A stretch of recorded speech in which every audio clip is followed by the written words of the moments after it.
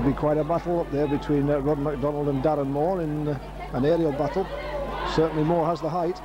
Reid fields MacDonald. Has Jackson up there with him. Shot! Bounces back off the bar. Flitcroft puts it in. But within 40 seconds of the kick-off, Chester skipper Peter Jackson up there with the attack, and he rattled the Doncaster bar.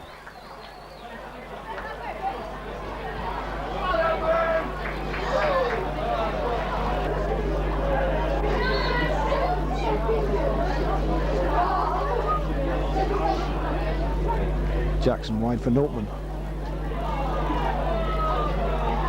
Helped out by Jenkins. Good pass for him, takes it to the byline. Balls for Priest. Back for MacDonald. Again they've hit the bar. Twice Chester now have hit the bar. And there's still not 2 minutes on the clock. Now then Doncaster break. The shape of Mike Smith. Jackson there to cut out that danger. What a start from Chester. MacDonald now up there with Milner. Twice the woodwork have saved Doncaster early on.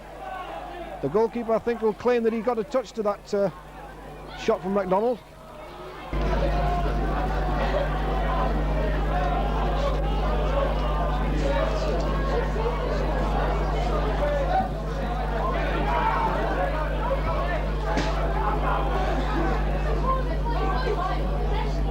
Milton's flick on is for Reid. Now Milner's through. He's chipped the keeper and it's there. And Chester certainly well deserved to be in the lead on 7 minutes. It's Andy Milner who's earned the goal.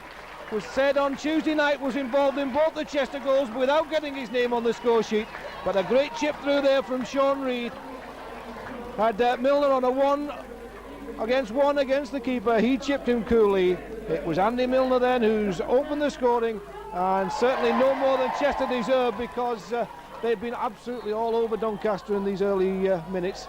And 7 minutes on the clock. Chester City 1, Doncaster 0, and it could have been 3. Sinclair's aware of that one. Notman keeps it in play. Down the line from MacDonald. Well, MacDonald, I don't think he quite meant that, but it worked for him. Here's Priest. Has Milner and Flitcroft in the box. Flitcroft gets a head on it and the keeper saves. Williams goes down well to his left there to save Flitcroft's header, but Flitcroft the first one to applaud the cross from Chris Priest. Feeds Jenkins left side. Priest chase it. Moore tries to let it run out. Succeeds, but no. Well, the obstruction. Well, we see that so often these days that I've always thought that shepherding the board like that, allowing it to run dead, is an obstruction. But defenders seem to get away with it week after week. But Mr. West was not impressed, and he has awarded Chester the free kick. No doubt indirect, indeed, as it is, as he raises his left hand. It's unlikely they would score from that angle anyway. Jenkins and Notman over the ball. Only Jackson forward for this one. Alsford stayed back. Jenkins it is, whips it in, slips off everybody's head, it's back, Flitcroft hammers the ball hard into the side netting though. A good chance. Flitcroft seems to have been involved in quite a lot of Chester's attacking play so far, but not quite been able to make it pay as far as goals are concerned. And Dean Williams comes out to take the free kick.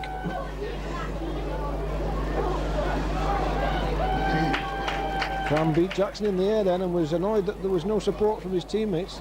He flicked that ball through. Sapper, I think, expecting Mike Smith to be about the position where the header landed. Mike Smith, who was signed 13 months ago from non-league Runcorn, he's no stranger to this part of the world. Alsford does well to find MacDonald. Jenkins. MacDonald again. Here's Flitcroft. MacDonald.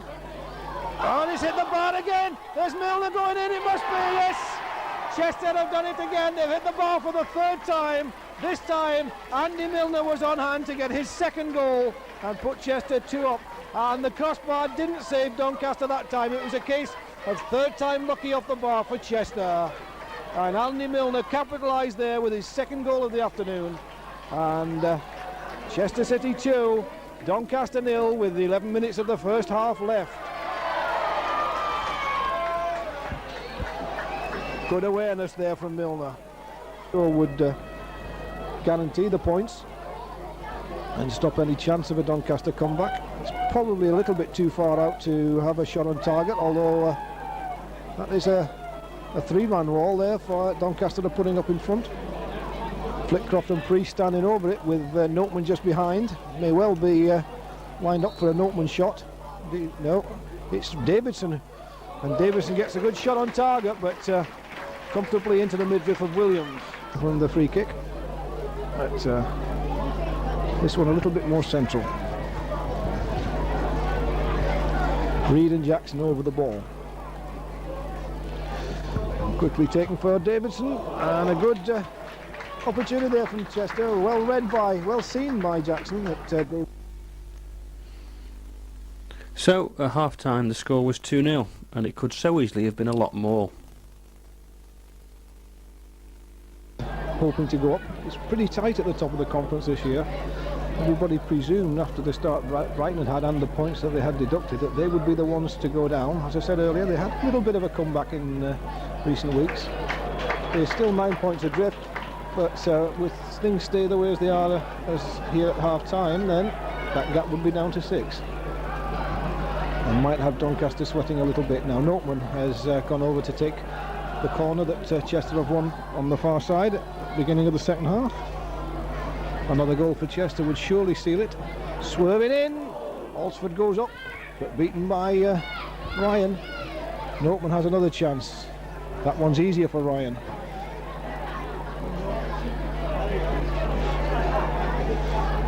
McDonald comes short for the throw. Again, McDonald has a chance to send one into the box. Alsford challenges. He's got it, he's beaten him. Oh, he's cleared off the line. No, it's a goal. It's been awarded. The linesman on the far side has given it. And Julian Alsford it is who gets the goal. And that could be the 3 points wrapped up as far as Chester are concerned. Julian Alsford was the only man left there. No defender was anywhere near him. And he went in challenged. He actually out-jumped the goalkeeper as well. And it looked for a moment as though the ball had been cleared off the line by the defender. But the linesman on the far side said it had crossed the line. Alsford gets the goal. Chester 3-0 up. Perfect start to the second half for the home side. Now then, are we going to have a goal rush?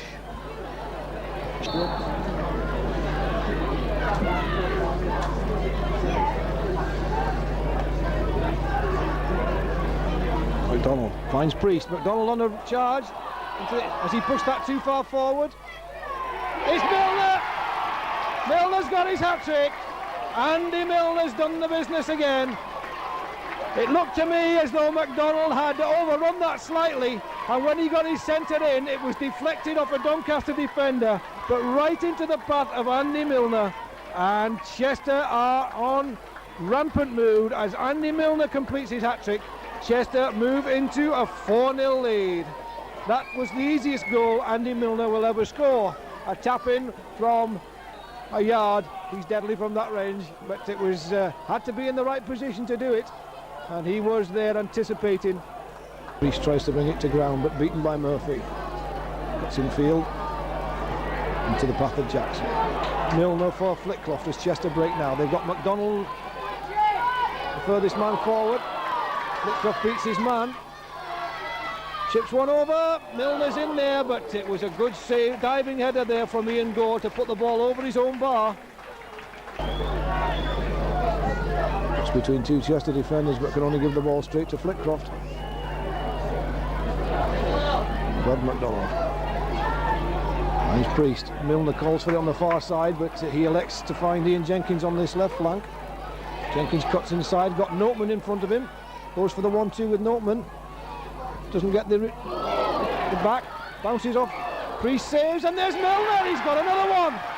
Milner's poaching instincts there again as the goalkeeper twice saves. First from Noteman, then Priest, but it's Milner who rattles in his fourth goal. And it's Chester running rampant here today. Chester City 5, Doncaster Rovers 0. First shot was by Notman, then by Priest, but both times the keeper got down but couldn't hold it, and there it was sitting on a plate there for Andy Milner to rattle in goal number 4. Chester making another substitution as Rod McDonald leaves the field, and that's Jonathan Jones coming on to make his debut for City. Well, the spin on that ball beat Ryan, but he should still be able to rescue it despite Milner's presence. Davison chips one forward, but Jones was going the wrong way for that one. Now Reid.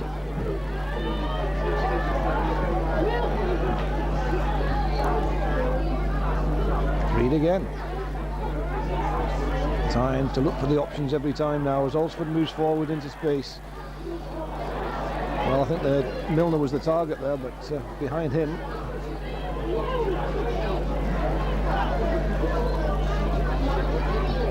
Well, when you consider that the woodworkers come to the rescue of Doncaster Rovers once or twice this afternoon. Here's Notman going through into the box. Muscled out of it though by Moore, and it's a penalty. It's a penalty, I think. Well, the referee is calling over Moore and Williams.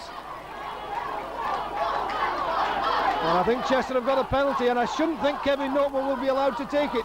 He's taken the last two, missed them both. And it's Darren Moore who's being spoken to by the referee, who's yet to reach for a card. But I think the damage has been done with the penalty award. It did seem a little bit harsh, it must be said. Notman was going through, seemed to get round Moore, was nudged off the ball. The keeper got the ball in the end, but the referee wasn't happy with the fact that the challenge by Moore on Notman, and he has now reached for his card. And I think with 8 minutes still to play, that it's going to be a penalty to Chester, and I think it looks as though they're giving the penalty to Jonathan Jones, the young man who's just come on. He's standing on the penalty spot with the ball. The referee it's the goalkeeper who's been booked, and I think that could only be for something he said, surely. And it's going to be young John Jones to take the penalty. Kevin Notman wanted it, but they weren't going to let him have another one. He has missed two, missed one at Middlesbrough, and also missed one at Lincoln in the goalless draw there. So it's going to be young Jones up against Williams. Could it be 6 for Chester? Yes, it is. Yes, it is. And Williams, having received the yellow card, as well, was he booked for the push on Notman? Was he pushed for something? He said, was he booked for that? I'm not sure, but it's 6-0 to Chester. Jones has converted the penalty, and Chester are running riot here today. Julian Alsford 1, Jonathan Jones 1, Andy Milner 4, and Chester 6. The lads on that terrace, I'm sure.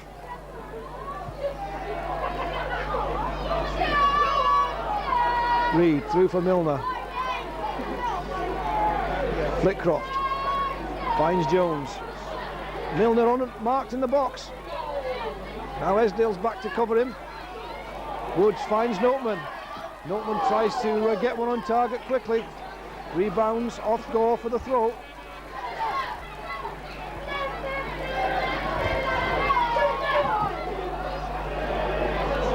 Notman does well to recover it. Wins the corner. Challenge there from Esdale. Chester move forward with the big men again. Alsford gone up for this, taken quickly and short. Now then for Reid. Woods. Flitcroft. But just a lot of ground since that corner was taken. Milner rushing through again. He's given another penalty. He's given another penalty for the push there by Moore. Well, the Doncaster defenders are absolutely furious with the referee. He's given another penalty. 4 minutes after the last one. And I think he's going to book Darren Moore as well. Well, it's amazing. That again seemed a little bit innocuous to me, but it looks as though Moore's going to receive the yellow card.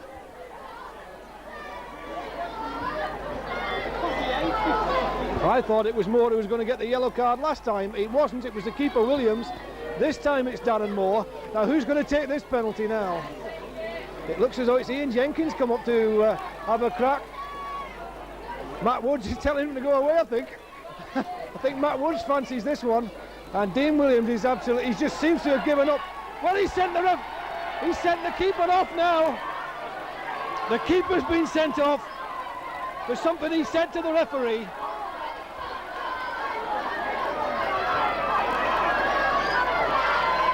Well, have they got a substitute goalkeeper? I think not. Somebody's going to have to take over the green jersey. It looks as though Colin Cramb's going to across to take it. The goalkeeper is absolutely disgusted, throwing his gloves and his jersey down as he goes to the dressing room, and it's Colin Cramb who's picked up the green jersey. He's going to have to take it. Some indiscipline in the defence there, but it was two very harsh decisions, I felt.